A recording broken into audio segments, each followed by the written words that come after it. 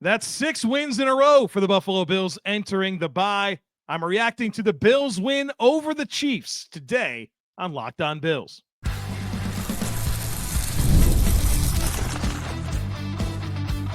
You are Locked On Bills, your daily Buffalo Bills podcast.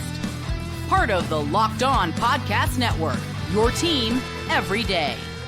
What's up, Bills Mafia? It's Joe Marino, author of Go Bills and Buffalo's Run, also the co-host of the Locked On NFL Scouting podcast, and I'm your host of Locked On Bills. Want to thank you for making Locked On Bills your first listen every day, and a big welcome and shout out to our everydayers. You know who you are. Those of you who never miss a single episode, I appreciate y'all being here very, very much. I'd also like to invite you to subscribe or follow for free on YouTube or wherever you listen to podcasts. We're part of the Locked On Podcast Network, your team every day.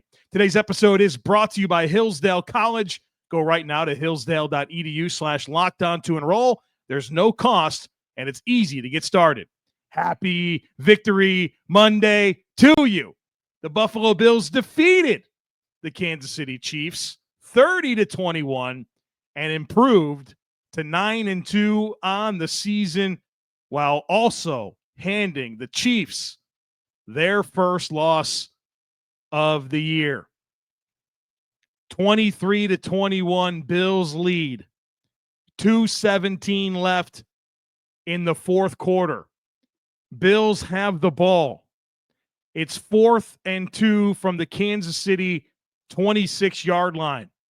The Bills are going for it. Allen takes the snap. He pump fakes to his left, resets his feet, takes off, outruns George Karlaftis. Mike Pennell doesn't have the angle. Allen clears the line to gain. Leo Chenal can't turn around fast enough. Najee Johnson falls off Allen's legs. Nick Bolton's waiting for him at the 10. He dives and falls off. Brian Cook is waiting for him at the goal line. And Josh Allen powers through. 4, and Jim Nantz said it best, the play of the year in the NFL. What a special, special moment from a special, special football player in Josh Allen. We like to talk about things I liked in our game reaction pod. That. I like that. Chills, right? Chills. You've probably watched the replay 1,000 times like I have. I'd have got this podcast out 45 minutes sooner if I wasn't sitting there watching that replay over and over and over. What a play. What a moment. Heck of a way to enter a bye week. Josh Allen.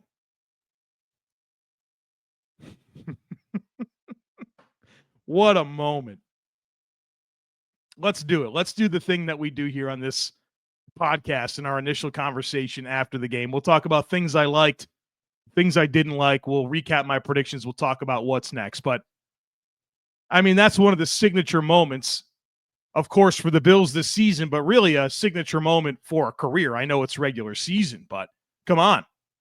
What an unbelievable moment. And I just love how this offense finished the game.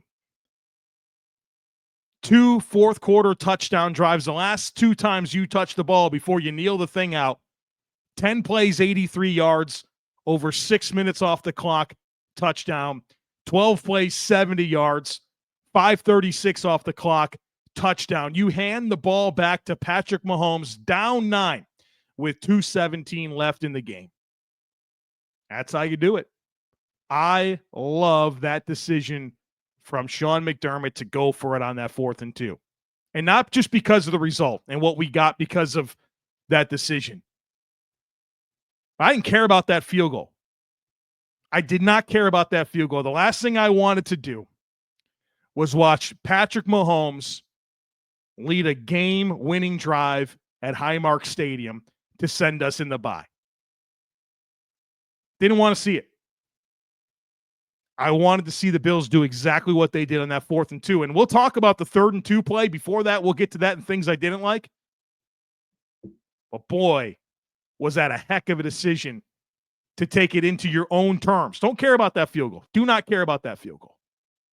Go get that touchdown. And that's what they did. Hat tip to the offense. First time in 30 games, a team scored 30 points on the Kansas City Chiefs. The Bills offense gets 24 first downs. That's the second most Kansas City's given up all year. The Bills go 10 of 17 on possession downs, so that's 3rd and 4th downs. They're 59% converting 3rd and 4th downs. And it didn't feel like they were in many 3rd and manageable situations. A lot of 3rd and longs they converted.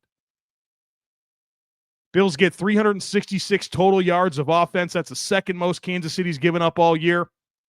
262 passing yards, second most Kansas City's given up all year.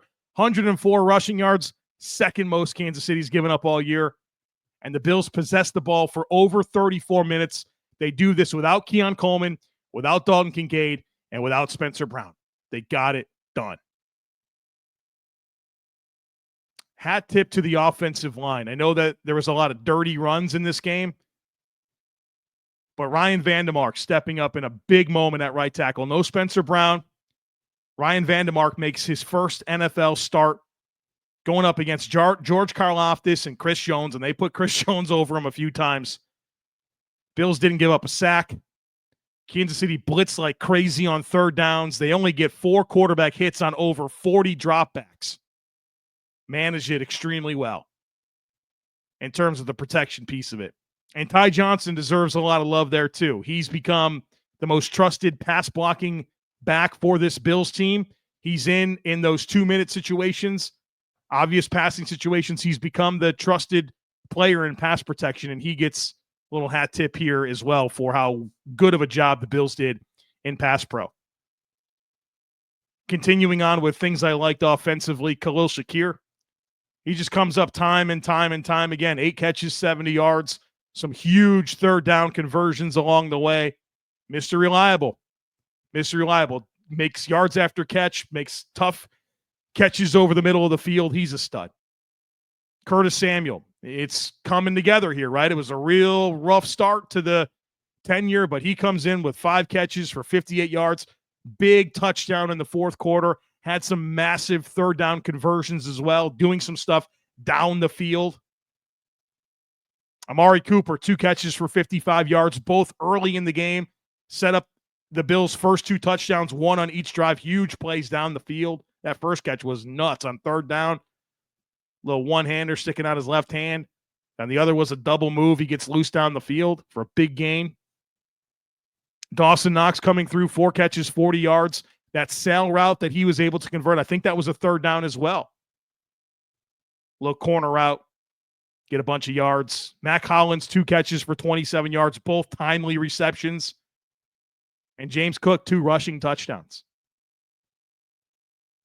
Got it done on offense. And I'll tell you, just kind of seeing this game plan offensively, but then thinking about what this is going to look like coming out of the bye with a healthy Spencer Brown, with Dalton Kincaid, with Keon Coleman, with Amari Cooper, with what you're getting from Khalil Shakir, with what Curtis Samuel's starting to sprinkle in, not to mention Mac Hollins in a ancillary role for this team. Might not look too bad, folks. Pretty excited about that coming together. I think the bye week comes at a great time. Not to mention the return of Matt Milano down the line. It feels like there's some really good momentum for this football team, not only because they won 6 in a row, not only because they're 9-2, which is their best start since 1992. Not only because they have a commanding lead in the AFC East, not only because they're inching towards a top 2 seed in the AFC and certainly are positioned well with a tiebreaker now over Kansas City. If Kansas City can have another hiccup and the Bills can take care of their business, can be that top seed, getting healthy, I feel like this team's in a pretty good spot. And again, there was some dirty moments in this game offensively for the Bills. They had a lot of inefficiency on early downs, but they came through in those clutch moments. A lot of guys stepped up. Josh Allen puts the cape on. Bills win by 9. Plenty more to get to, folks. On the other side of it, we're going to talk about things I liked on defense and special teams. So be sure to stick with me. Time is our most precious commodity, so don't waste it scrolling through the same mind-numbing content for hours and hours. How can you spend it wisely to improve yourself? Our sponsor, Hillsdale College, is offering more than 40 free, that's right, free online courses, including Constitution 101, Introduction to Free Market Economics, The Rise and Fall of the Roman Republic, and a whole lot more. All of Hillsdale's courses are self-paced, so that you can start whenever and tune in wherever. Plus, you can go deeper with readings, quizzes, discussions, or simply enjoy the lectures. Go right now to hillsdale.edu/lockedon to enroll. There's no cost, and it's easy to get started. That's hillsdale.edu/lockedon to register. Hillsdale.edu/lockedon. Prize Picks is the best place to get real money sports action. With over 10 million members and billions of dollars in awarded winnings, Prize Picks has made daily fantasy sports accessible to all. You just pick more or less on at least two players for a shot to win up 100 times your cash. Run your game all season long on Prize Picks. I personally love that Prize Picks puts their members first, so all withdrawals are fast, safe, and secure. When my picks hit, I can get money in as quick as 15 minutes. Plus, Prize Picks now offers Venmo for quick and easy deposits and withdrawals into your account this season. So download the app today and use code LOCKEDONNFL to get $50 instantly after you play your first $5 lineup. Again, download the app today. Use code LOCKEDONNFL to get $50 instantly after you play your first $5 lineup. Prize Picks, run your game.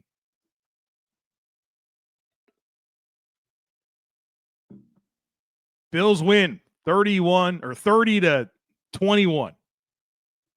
9-2, entering the bye. Let's talk about things I liked on defense. Well, generally, I liked pretty much a lot of it. I mean, you're facing Patrick Mahomes and Travis Kelce and DeAndre Hopkins and the best interior offensive line in football and this crazy efficient rushing attack. You hold them to 21 points and 259 yards. 2 takeaways, 2 sacks. You get a lot of pressure on Patrick Mahomes. According to Next Gen Stats, Patrick Mahomes pressured on 37% of his dropbacks. Held them under their season averages for points, yards, and third down conversion rate. And boy, am I happy with the play of the defensive line. We talked a lot end of last week about how important it was to cage rush Patrick Mahomes. And you didn't see a whole lot of Patrick Mahomes getting outside the pocket and making plays or really finding that space to improvise and do the things that makes him special. The Bills did a very good job with their contain rush, compressing the pocket around Patrick Mahomes, keeping him in there, keep him going backwards and making things real difficult for him. I thought Patrick Mahomes for a lot of this game was confused. And part of that was, I'm sure we'll watch the All-22 and break it down in our next conversation. We'll see what the coverage was like. But I thought the Bills did a really good job of staying disciplined with their rush lanes, collapsing things around Mahomes, and then really doing a good job of baking in some secondary contain. So, like, if you had a guy sell out a little bit, you had some additional options. It was a phenomenal job by the Bills rush, what they did up front. Pressure was consistent, and the way that they got the pressure was exactly what they needed. Very collaborative effort there. It's not like I'm going to sit here and say that somebody had 2 sacks or, 5 quarterback hits or anything like that. It was a consistent team effort. It's the script that they have. This is what the Bills have rushing the passer. There's no Chris Jones. There's no Myles Garrett. There's no TJ Watt. But if they can work together and rush like they did, they can really cause a lot of problems. And I thought that's what they did really for a good part of this game. Really, really, really happy with the pass rush effort on Patrick Mahomes in this football game. And how do you not love all the splash plays? The Bills, they are absolutely a big play defense. They prove that every single week with the big plays that they make. Von Miller with an early sack in this game. Terrell Bernard with a sack and an interception, right? Called game there at the end. How fun is that? You end the game by picking off you pick off Patrick Mahomes. And he's down 9 points. You hand the ball back to Josh Allen, let him kneel that thing out. Beautiful way to end a football game. Taylor Rapp with an interception on the first drive. Back-to-back weeks with an interception for Taylor Rapp. The young man's playing good. I knew he was a whole lot better of a player than what we saw last year. Christian Benford with a huge pass breakup. Way to be scrappy. I mean, he fought that ball all the way with DeAndre Hopkins. It was going to be a big play for the Chiefs. Christian Benford sticks with it and rakes that ball out at the very end. A.J. Epinesa with a big pass breakup. Read that little quick outside pass. Got his hand up. Deflection. Avoids any catch and run opportunity there.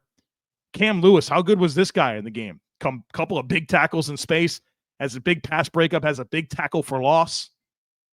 Ed Oliver with that huge third down stop on the Chiefs' opening possession of the second half, right? The Bills had the double dip opportunity. They get the 3 on the front side of the half. They get the ball coming out. They have to punt. And the Chiefs respond to the Bills' punt with the punt because Ed Oliver steps up and makes a huge play on third down.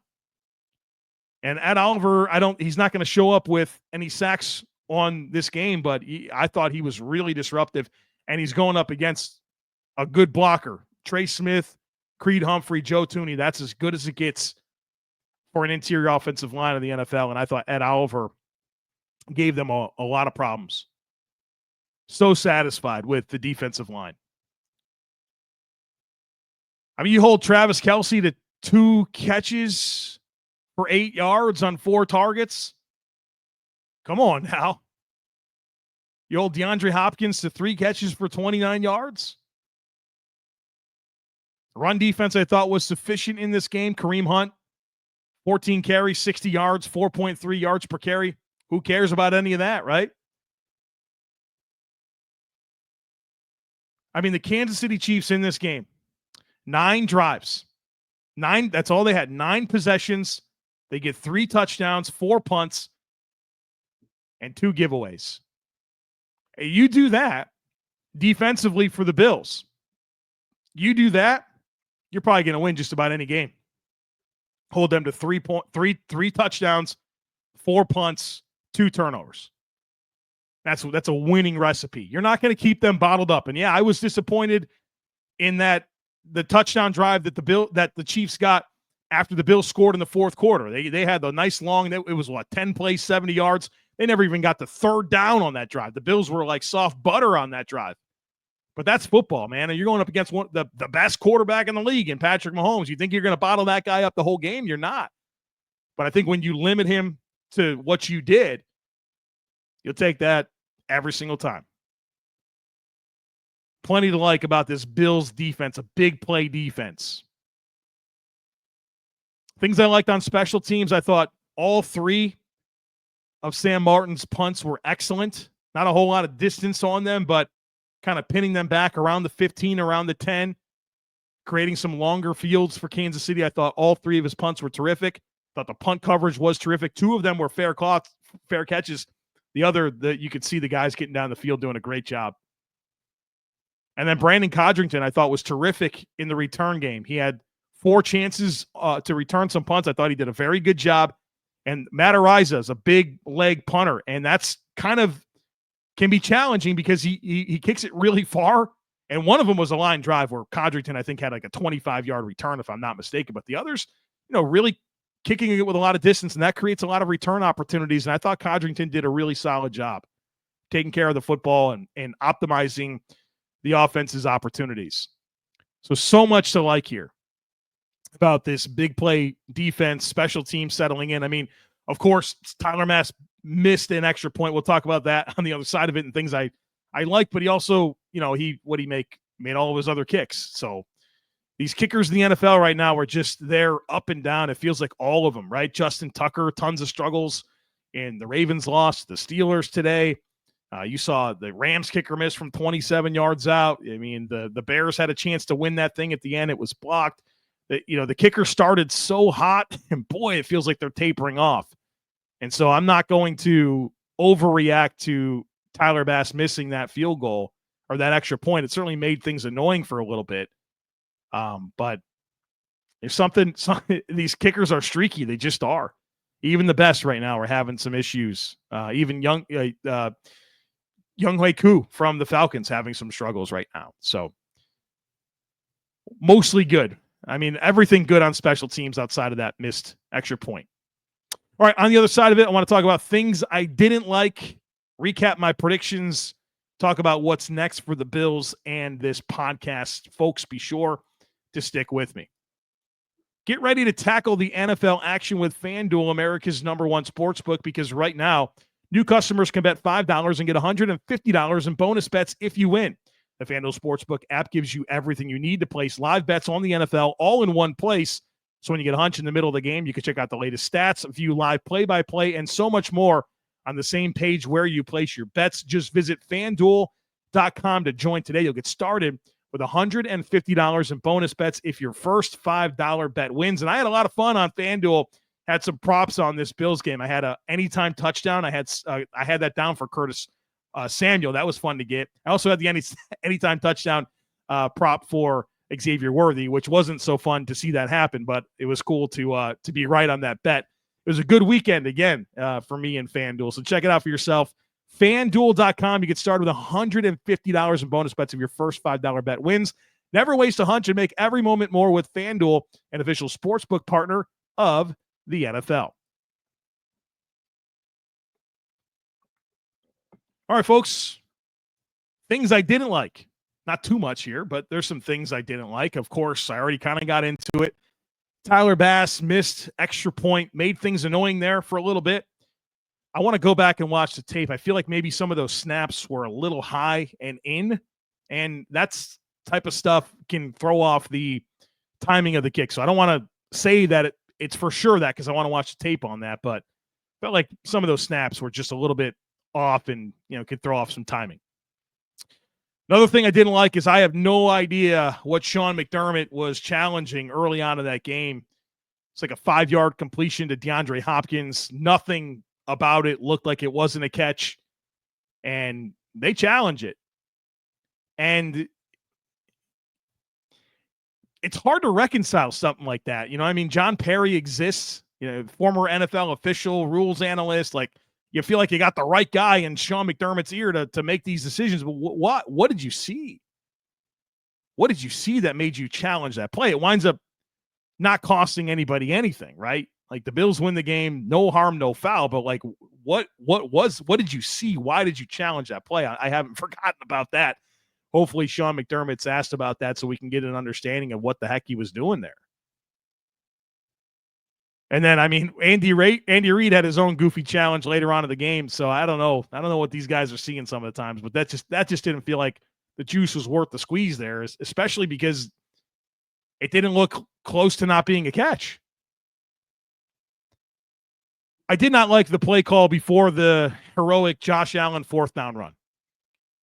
The play before was 3rd and 2. And I was thinking at that point, I said it before, I don't care about this field goal.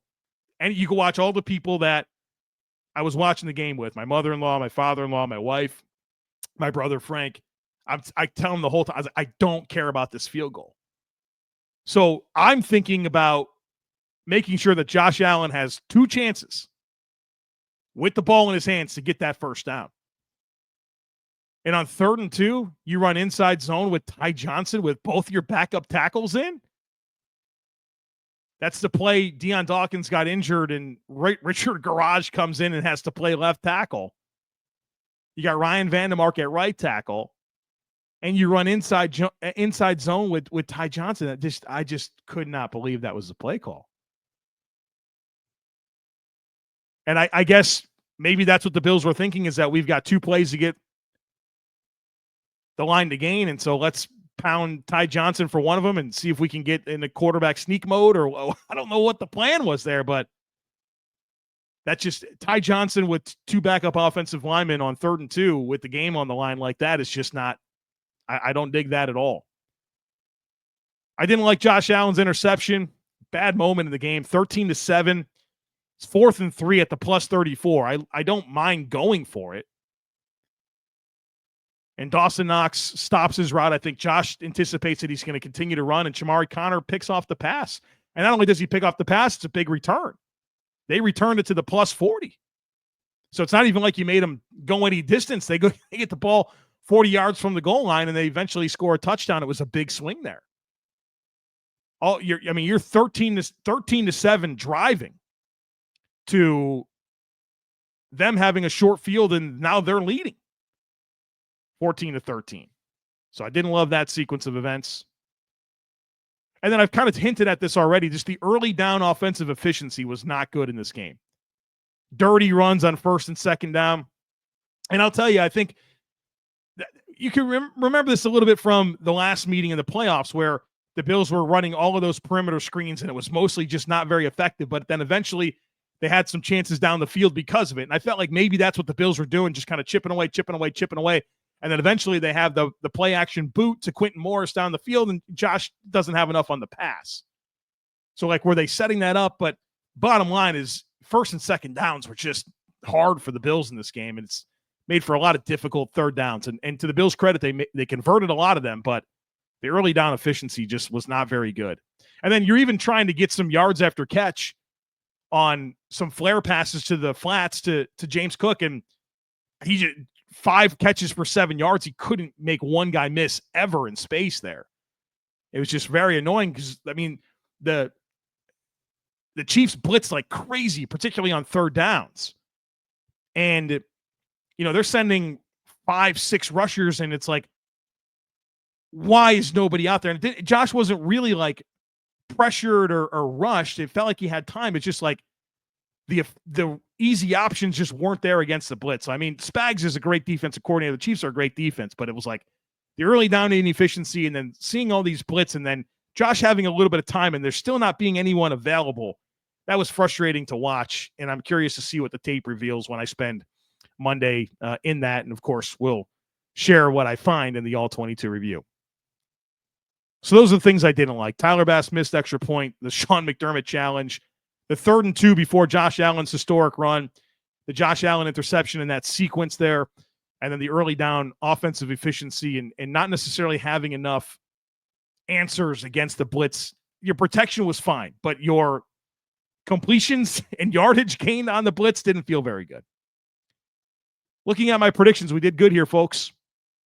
My first prediction was that the Bills become the second team to gain over 320 yards of offense against Kansas City. Yes, we got that. The Bills got 366, second most given up by Kansas City, the most since week 1.